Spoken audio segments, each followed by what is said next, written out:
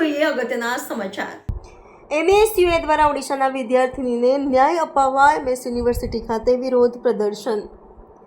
ઓડિશા ખાતે એક વિદ્યાર્થીનીનો કિસ્સો સામે આવ્યો છે કે ખાનગી કોલેજમાં ભણતી વિદ્યાર્થીની કે તેમના કોલેજના જ એચઓડીએ તેની સાથે અભદ્ર વર્તન કર્યું હતું અને ક્યાંક એ વિદ્યાર્થીની પોલીસ સ્ટેશનમાં ફરિયાદ નોંધાવા ગઈ અને પોલીસે ફરિયાદમાં વિલંબ કરતા વિદ્યાર્થીની પોતે સળગીને આત્મહત્યા કરી છે।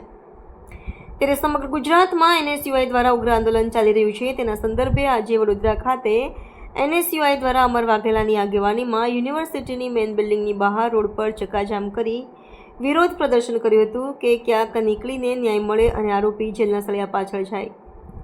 અંતે સયાજીગંજ પોલીસે આવીને 10 કાર્યકર્તાઓની અટકાયત કરી હતી। જે રીતે ભારતીય જનતા પાર્ટીના 30 વર્ષના શાસનમાં વારંવાર મહિલાઓ જોડે રેપની ઘટના બનતી આવી છે, છેડતીની ઘટના બનતી આવી છે, તો ભાજપ સરકાર વારંવાર ચૂપ બેસી છે, ક્યાંક ને ક્યાંક ગુનેગારોને બચાવવાનું કામ કરી રહી છે।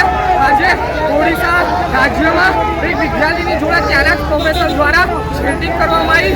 છોકરીએ પ્રશાસનને રજૂઆત કરી, પ્રશાસને કોઈ રજૂઆત સાંભળી નહીં। તે છઠ્ઠે છોકરી દ્વારા પોતાના પર પેટ્રોલ છડકીને પોતાનો જીવ ગુમાવવાનું કાર્ય કરવામાં આવ્યું।